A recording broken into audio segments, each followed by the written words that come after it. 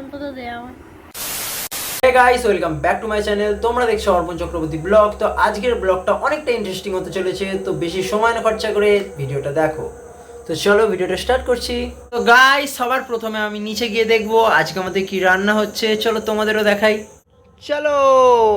তো প্রথমেই দেখে নাও, কি করছিস ভাই? কি রে, কি করছিস? বোবা গাইস, কিছু মনে করো না।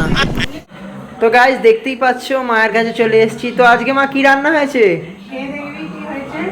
কেন বলতে পারছো না? তো চলো, কি সারপ্রাইজ আছে তোমাদেরও দেখাই খেতে খেতে। গাইস, আমি একটু বড়লোক স্বভাবই আছি, তো তার জন্য আমি খাওয়ার আগে ঠিক হেলিকপ্টারের পাখাটা ঠিক এরকম ভাবেই চালিয়ে নিই।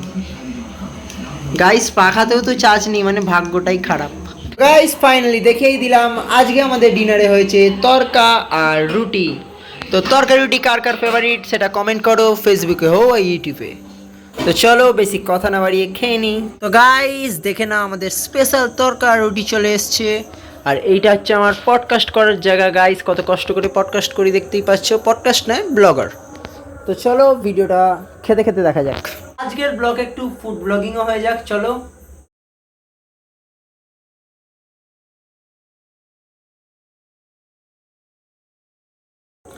তো হে গাইস, দেখো আমার খাওয়া কমপ্লিট। তো খাওয়া কমপ্লিট হয়ে গেছে, চলো নিচে গিয়ে হাতটা ধুয়ে নি তাড়াতাড়ি।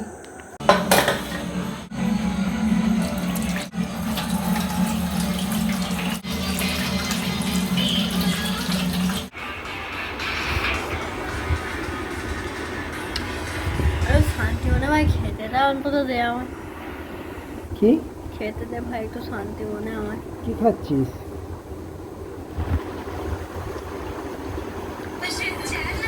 ব্লগটা কেমন হয়েছে সবাই আমাকে কমেন্টে জানাও। আর রাতটা অনেকটাই হয়েছে, তাই শুয়ে পড়ছি।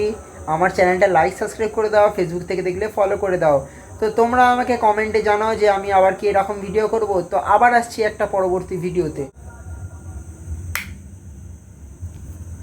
গুড নাইট, লাইক সাবস্ক্রাইব করে দাও।